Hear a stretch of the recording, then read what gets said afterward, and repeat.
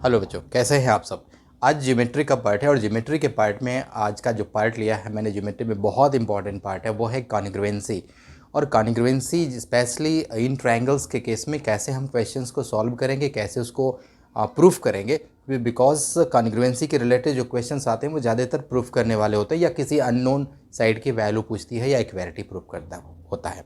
तो चलिए इसको स्टार्ट करते हैं, कैसे सीखते हैं। पहले तो कॉन्ग्रुएंसी क्या है इस चीज़ को समझने की ज़रूरत है कि कॉन्ग्रुएंसी क्या है। तो कॉन्ग्रुएंसी का मतलब होता है कि वो सभी ऑब्जेक्ट्स जो same shape and same size के होते हैं उनको कॉन्ग्रुएंट फिगर्स बोलते हैं। सपोज़ करिए कि मैंने यहाँ पे एक रेक्टेंगल बनाया इस तरह से, ये एक रेक्टेंगल या स्क्वायर, और सेम अगर इसी शेप साइज़ का एक दूसरा फिगर मैं बना दूँ सेम शेप सेम साइज़ का।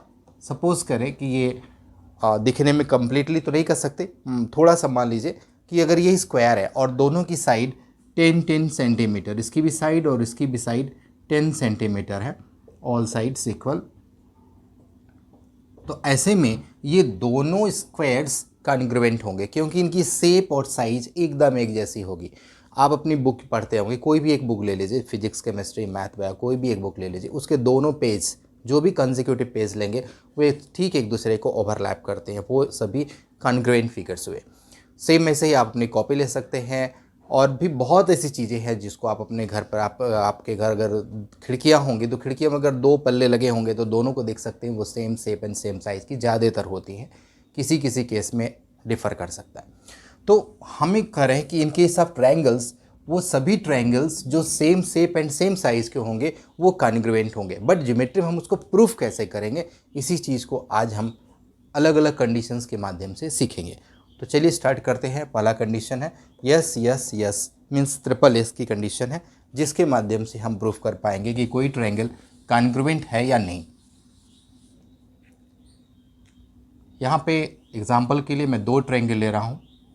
एक ट्रायंगल है ये ट्रायंगल ए बी सी, और सेम ऐसे कोई दूसरा ट्रायंगल है triangle P Q R. There are two triangles A B C and P Q R. पहली कंडीशन कहती है कि अगर दोनों ट्रायंगल के कंसेक्यूटिव साइड्स या एनी थ्री साइड, कोई ज़रूरी नहीं है कि A B and P Q एक साथ होनी चाहिए, इसका कोई भी एक साइड, तो एग्जांपल के लिए मैं मानता हूँ कि इसका साइड ए बी और इसका साइड क्यू आर इक्वल है। Side B C is equal to side P Q and side A C is equal to side P R. तो इस केस में आप देख रहे हैं कि इस ट्रायंगल की तीनों साइड, इस ट्रायंगल की तीनों साइड के क्रमशः इक्वल है। तो ऐसे में ये दोनों triangle A B C and triangle P Q R congruent हो जाएंगे by triple S condition, S S S, side side side. तो इसका जो सिंबल हम यूज़ करेंगे triangle A B C is congruence to, ये कॉन्ग्रुएंसी का सिंबल है, इक्वल्स के ऊपर टेढ़ा सा सिंबल है, ट्रायंगल पी क्यू आर। और यहाँ पे हमने रीज़न लिख लिया बाय ट्रिपल एस कंडीशन, ये ट्रायंगल कॉन्ग्रुएंट हो गया। और जब ट्रायंगल कॉन्ग्रुएंट हो जाते हैं तो उसका रिजल्ट ये मिलता है कि उसके सभी करस्पॉन्डिंग साइड्स या करस्पॉन्डिंग एंगल्स इक्वल हो जाएंगे। जैसे कि इस ट्रायंगल के केस में जो साइड इक्वल है उसका करस्पॉन्डिंग एंगल भी इक्वल हो जाएगा। दूसरा केस आता है जिसको हम बोलते हैं यस ए एस कंडीशन। अब ये क्या है, साइड एंगल साइड। यहाँ पे ट्रायंगल ए बी सी और दूसरा ट्रायंगल एक्स वाई जेड या पी क्यू आर, जो भी आप नाम देना चाहें, side A B C and side X Y, कोई ट्रायंगल एक्स वाई जेड लिया। इसमें यदि ऐसा दिया हो कि side A B is equal to side X Y, side B C is equal to side Y Z, then angle between the sides, equal sides, A B X Y के equal है, side B C side Y Z के equal है। तो ए B और B C के बीच का ये वाला एंगल, यदि एंगल बी और ये बीच वाला एंगल अगर वाई ये इक्वल है, यदि ऐसा दिया है तो ये condition S A S condition लगेगी और ट्रायंगल कॉन्ग्रुएंट हो जाएगा। देखिए S A S, S A S mean side side के इक्वल, ये साइड इस साइड के इक्वल, और दोनों साइड से बना हुआ कॉर्नर दैट इज एंगल, ये एंगल इस एंगल के इक्वल है, angle B equal to angle Y, तो ट्रायंगल कॉन्ग्रुएंट हो जाएगा by condition S A S condition. चलिए अब तीसरे कंडीशन पे आते हैं, कंडीशन नंबर 3। उस कंडीशन को देखते हैं कि किसे उस तीसरे कंडीशन के माध्यम से भी हम ट्रायंगल को कॉन्ग्रुएंट दिखा सकते हैं। तो तीसरा कंडीशन जो इसमें आता है वो है ASA condition, angle side angle, मतलब इसमें दो एंगल और उसके बीच का इंक्लूडेड साइड। ये कैसे है? क्योंकि कंडीशंस अगर आपको अच्छे से क्लियर हो गई तो आप ट्रायंगल को बहुत अच्छे से कॉन्ग्रुएंट प्रूफ कर पाएंगे और इससे रिलेटेड न्यूमेरिकल को लगा पाएंगे। ABC एंड ट्रायंगल PQR हमने लिया।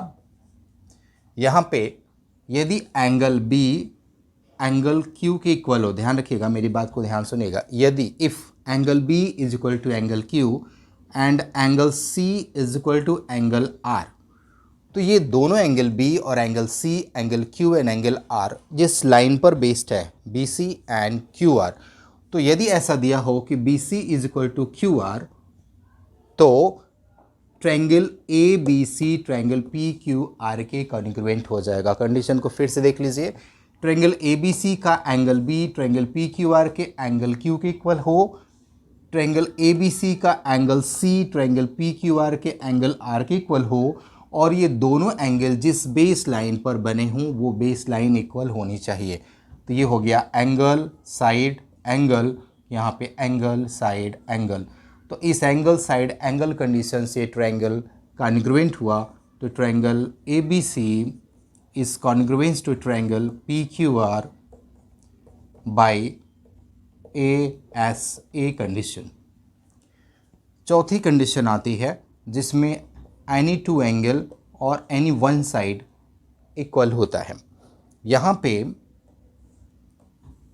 इस कंडीशन और इस कंडीशन में आप अभी देखेंगे बहुत थोड़ा सा डिफरेंस है। ट्रायंगल ABC लिया और यहाँ पे कोई ट्रायंगल XYZ ले लेते हैं।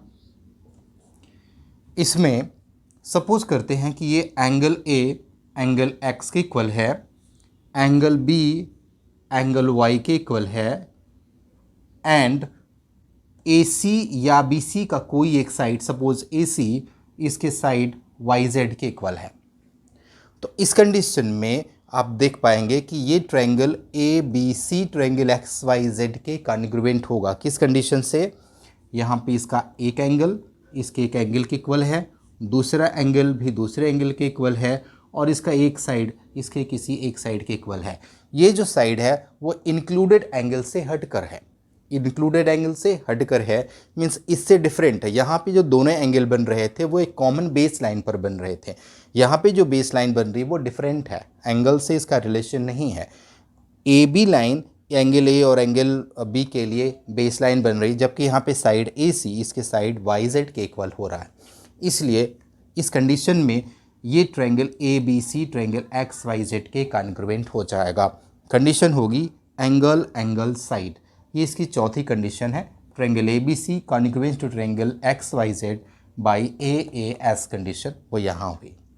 तो ये चौथी कंडीशन है जो काफ़ी इंपॉर्टेंट, और अंतिम कंडीशन पाँचवीं हम लोग पढ़ने जा रहे हैं, वो भी बहुत ही यूनिक और एकदम डिफरेंट कंडीशन है। कभी कभी उस कंडीशन में भी कन्फ्यूज़न क्रिएट हो जाता है, तो उसको भी अच्छे से देखिएगा। पांचवा कंडीशन आता है, इसको बोलते हैं RHS कंडीशन। इसको राइट हैंड साइड में समझ लीजिएगा। RHS कंडीशन का मतलब यहाँ पे R फॉर होता है राइट एंगल, 90 डिग्री का एंगल। H का मतलब यहाँ पे हाइपोटेनस से हाइपोटेनस, और S फॉर साइड। मतलब ये RHS कंडीशन तब भी लगेगा जब दोनों ट्रायंगल राइट एंगल ट्रायंगल हो। चलिए हमको ये कंडीशन लगाते हैं। अभी तक ये कंडीशन और किसी केस में नहीं था, चारों केस में ऐसा नहीं था कि किसी को राइट एंगल्ड होना है, बट यहाँ पे ये कंपलसरी है कि ये तभी लगेगा जब ट्रायंगल का कोई एक एंगल राइट एंगल्ड होगा। सपोज़ करें कि एंगल B और इसका एंगल Y ये राइट एंगल है 90 डिग्री का, तो पहला तो ट्रायंगल राइट एंगल्ड होना चाहिए दोनों, दूसरा उसका हाइपोटेनस इक्वल होना चाहिए। तो hypotenuse XY equal to hypotenuse AC, and यहाँ पे हाइपोटेनस XZ है, XZ इक्वल टू AC, और इसका कोई एक साइड AB एंड BC का कोई भी एक साइड XY और YZ के किसी भी एक साइड के इक्वल होना चाहिए। तो हम मान लेते हैं कि side AB side X Y के इक्वल है। सपोज करिए, ध्यान रखिए ये सारी कंडीशंस हैं।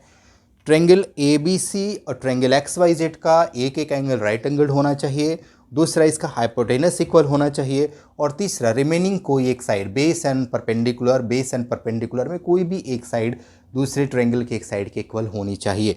यदि ऐसा है तो ये RHS कंडीशन लागू होगी और triangle ABC congruence to triangle PQR XYZ हो जाएगा, और यहाँ पे कंडीशन लगेगी RHS कंडीशन। तो इस कंडीशन से ट्रायंगल कॉन्ग्रुएंट हो गया। तो ये कॉन्ग्रुएंसी के मैंने पांचों कंडीशन बता दी। अब जब ट्रायंगल कॉन्ग्रुएंट हो जाता है तो उससे रिजल्ट क्या मिलता है? उससे रिजल्ट ये मिलता है कि ट्रायंगल कॉन्ग्रुएंट हो जाने के बाद उसके जो बचे हुए एंगल्स होते हैं, बचे हुए साइड्स होते हैं, वो भी आपस में इक्वल हो जाते हैं। इस कंडीशन को CPCTC कंडीशन कहते हैं। CPCTC कंडीशन, इसका मतलब होता है corresponding parts of congruent triangles और ऑल्सो कॉन्ग्रुएंट। मतलब जो ट्रायंगल कॉन्ग्रुएंट्स हो गए उनके जो करस्पॉन्डिंग पार्ट्स अभी बचे हुए हैं वो भी आपस में इक्वल हो जाएंगे, वो भी आपस में कॉन्ग्रुएंट हो जाएंगे।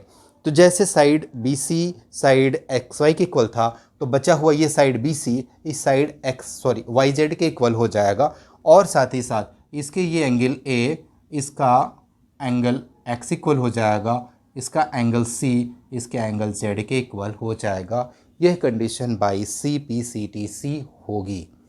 तो इस तरह से कॉन्ग्रुएंसी के सारे रिलेटेड मैंने टर्म्स कंडीशंस बता दिए, और इन कंडीशंस को ध्यान में रखकर आप किसी भी दो ट्रायंगल को कॉन्ग्रुएंट प्रूफ कर सकते हैं, साथ ही साथ इसके रिलेटेड न्यूमेरिकल भी लगा सकते हैं। तो मेरे इस वीडियो को देखने के लिए बहुत बहुत धन्यवाद। Thank you.